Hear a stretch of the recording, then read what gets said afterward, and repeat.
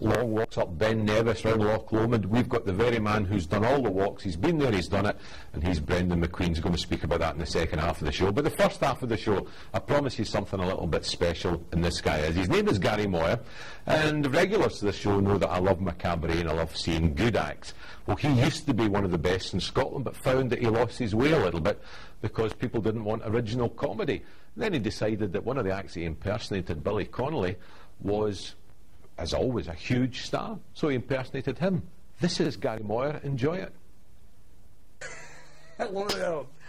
Tonight I'm going to be kidding on him somebody else. You might recognise this guy.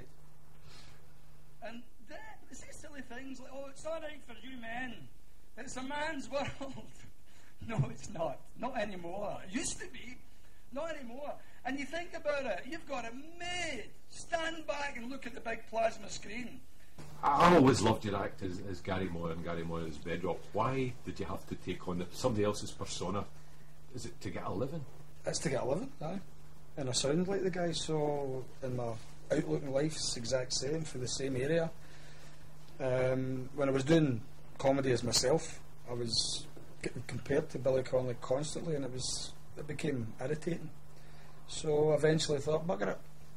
I'll think I'm trying to be Billy Connolly. I will be Billy Connolly. But you were better as Tina Turner.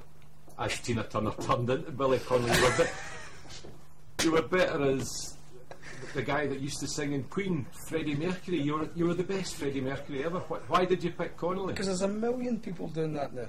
When I was doing it, the marketplace was empty. There wasn't a lot of people doing that kind of thing. Nowadays, it's tributes to everybody. Tributes to how many ABBAs are there?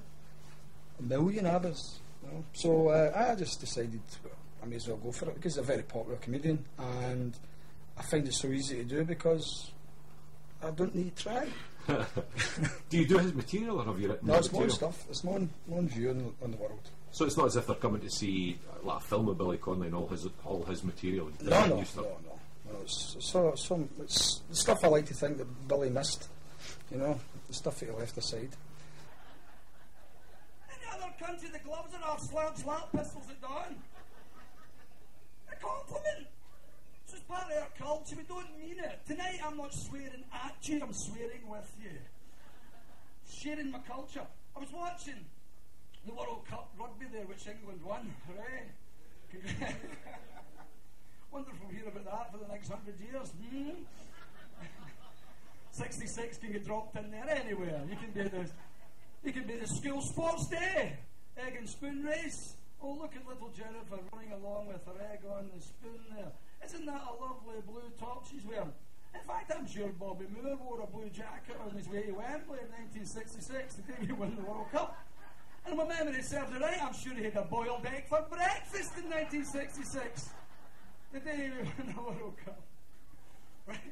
Congratulations. So, we did the same. Right? So anyway, this guy, if I was the same, I thought, well, that's part of our culture. See, the New Zealand team, the All Blacks of the rugby, this is Scotland. Scotland will not be allowed to pipe on the players. We're going to bring us on with the pipes now. And it says this will be deemed to be intimidating to the opposing side. But the New Zealand team will still be allowed to perform a traditional haka war dance, for it is part of their culture. How intimidating is 15 brick shithouses standing going, Kumataya, Kumata, Kumata.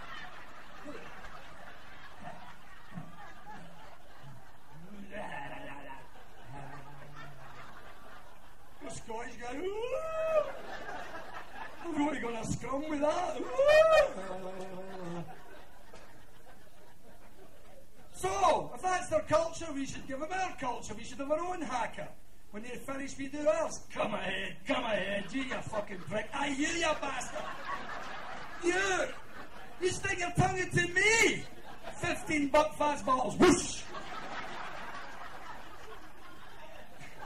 Aye, you should do the same. Get your hands off the fucking ball. Similarities. He was a banjo player, you were a drummer. Everybody hates those instruments. Aye, they're not exactly very popular when you're practicing. You know, I was a drummer as well. That was my trade. I was supposed to be a welder as well, but I got out of that one. Were you? Aye. Actual welder? I was supposed to be, and I ran away. I was a wee boy in a crate, and I ran away. It was scary. I didn't want a flash. Did the flash, it hurts your eyes. My brother was a welder, my dad was a welder, and my brother one night was greeting like a wee wen, greeting. I thought, was that a flash he'd got? I thought, I don't want that. So I discovered Smirnoff, and I ran away. You work on stage with a character. Do you miss the band? I mean, we'll maybe show the character later.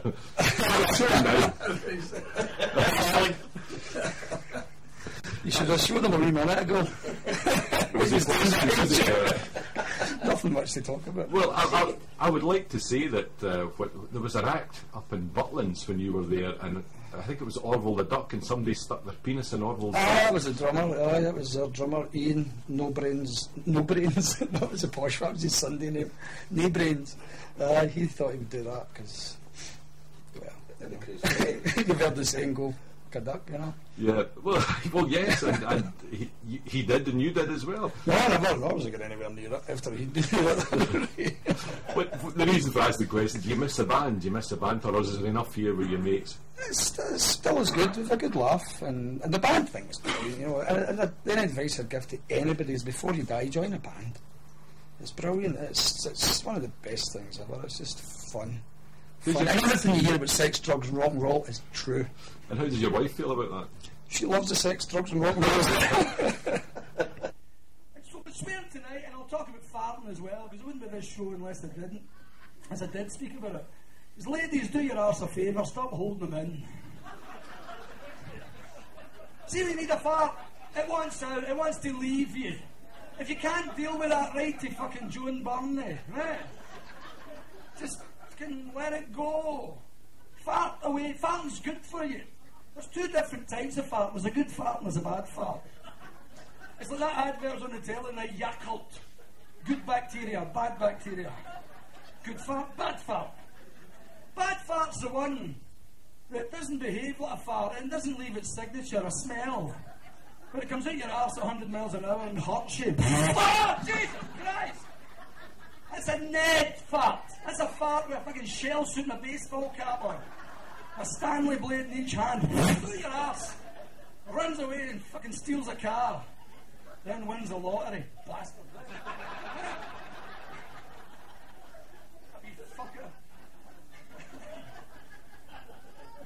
The good fart, on the other hand, this hand, not that hand, that's a bad fart hand. The good fart is the one where you're standing maybe tonight waiting in a taxi outside there and you're a bit cold. And you go, fuck, what's that taxi? Hurry up. And you go, oh, that's nice. Oh, as it marinates itself through your clothes. Oh, I wish I could fart through my feet. My toes are fucking freezing. Oh. Oh. Then the taxi arrives, you try and get rid of it, it won't go. It's been with you that long, it wants to stay. It's the same one you do when you're lying in your bed, like a wee sausage roll, all cosy. You don't want to get up. And you go, and then you go, I wonder. Ah, fuck it. A cracker! Why am I the only one that thinks that's nice? My wife said to me when I first met her, "You're a dirty swine, you fart all the time." I said, "No, if I feel a fart, I'll fart. I'll fart. If somebody's eating, I won't fart. You know, if somebody light a cigarette and blow the smoke in my face, I'll fucking fart in theirs. At least I won't give them cancer. No. I just fart, I will, I do, I fart wherever I am. I just do it. I'm not ashamed to fart. Farting's a good thing. It's not supposed to be in there at once out, as I said earlier on. I'm standing shaving away when I first met her. And I went, well, there you go again, you just farted. Oh, I told you. You are a dirty swine. I never fart. I go, aye, when you're awake.